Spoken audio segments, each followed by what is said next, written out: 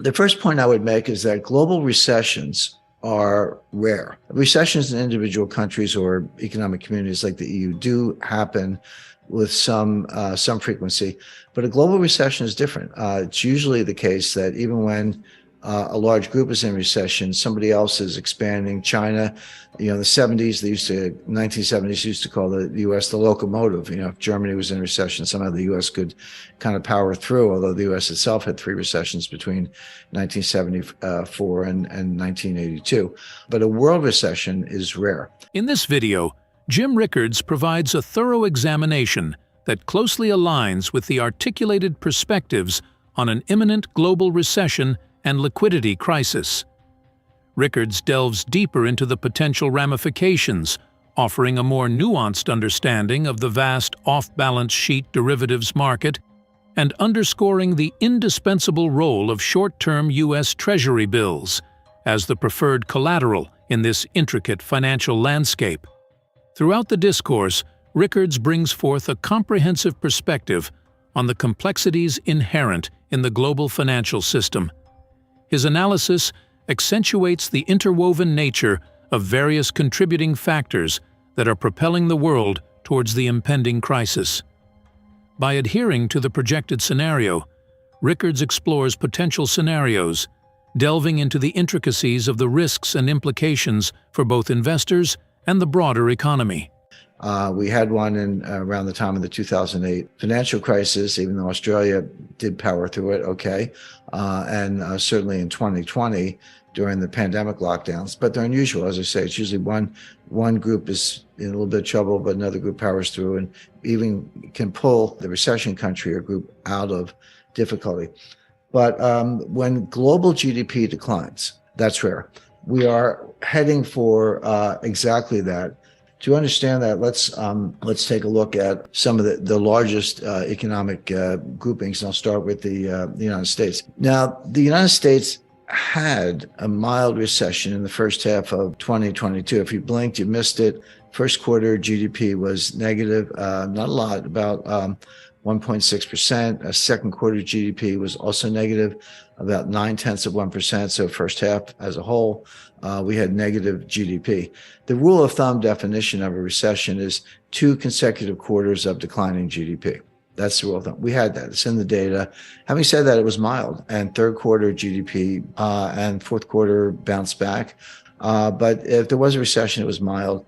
What I'm talking about is a much more severe recession, much more difficult, much sharper drop in economic output, beginning about now with rising unemployment, slowing industrial output, slowing retail sales, and importantly, for investors, a very sharp decline in inflation. So this is one of the kind of mystifying points about the U.S. stock market. I mean, it seems straightforward to me, but the market has their own dynamic.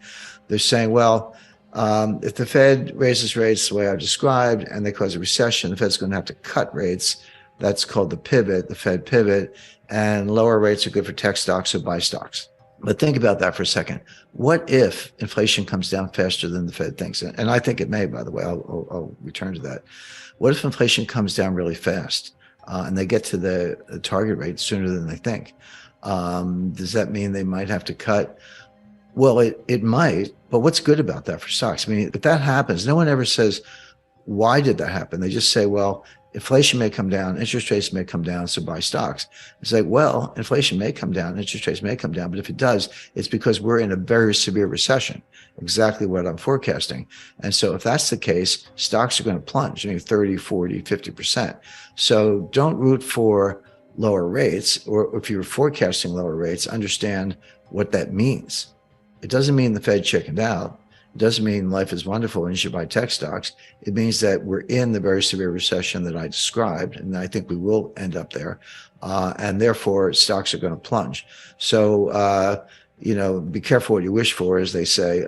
My forecast is, yeah, they are going to raise rates. They're going to over-tighten. They're going to cause a very severe recession. And when they do, they may pivot at that time, but it won't be for good reasons. It'll be for very bad reasons, meaning we're in a recession and stocks have plunged. So don't buy into the Wall Street chatter as far as that's concerned. Because as I say, the Fed's going to over tighten. Now, why doesn't the Fed know this? Well, because they never know, because they have the worst forecasting record of any institution I can think of. Their entire history since 1913 is one blunder after another. And this will just be the latest in a long series. And so just to kind of summarize, the Fed's on a course. We know exactly what it is because they told us. All you have to do is listen to them and believe them. They're going to raise rates, let high rates do its work, do their work, and see the inflation come down, and maybe in 2024 cut rates. What I expect is they are going to raise rates for the next couple of meetings, exactly as I've described, but they're going to over-tighten. The signs of recession are already present. The Fed's not looking at them. I'll come back to what they are, by the way.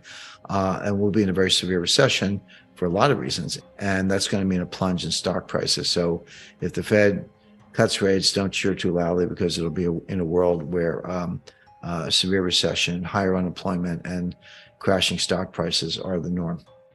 I'd like to finish on a, can't call it a happy note, but global liquidity crisis.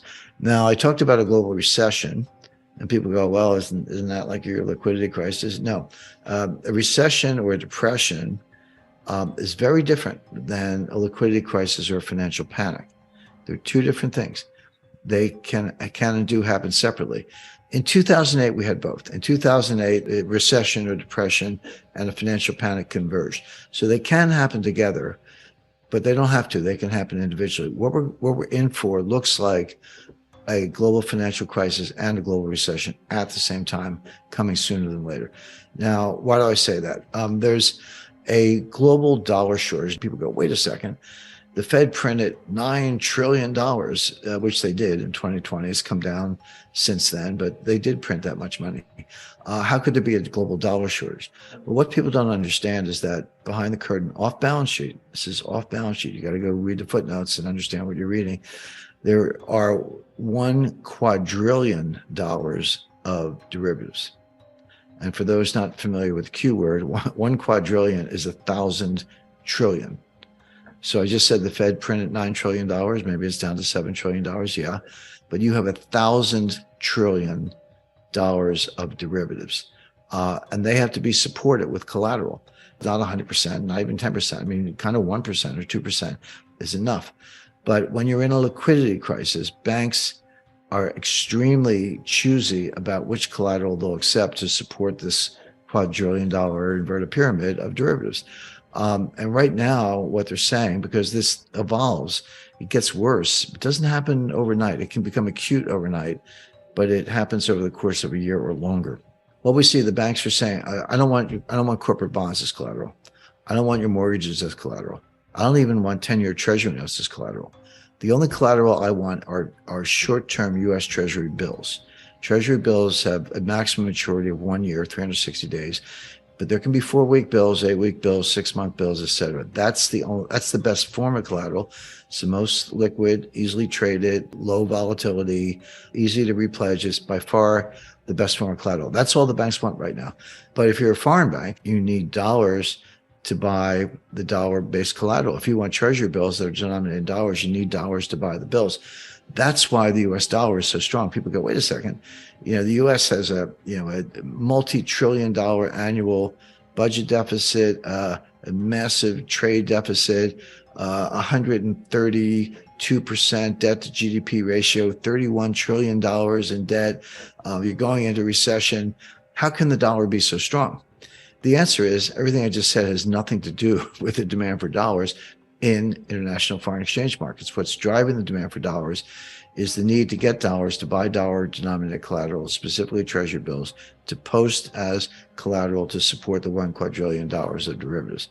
And that's going to persist until the system crashes, which it's in the process of doing. In conclusion, Jim Rickards' in-depth exploration adds a layer of understanding to the forecasted global recession and liquidity crisis discussed earlier.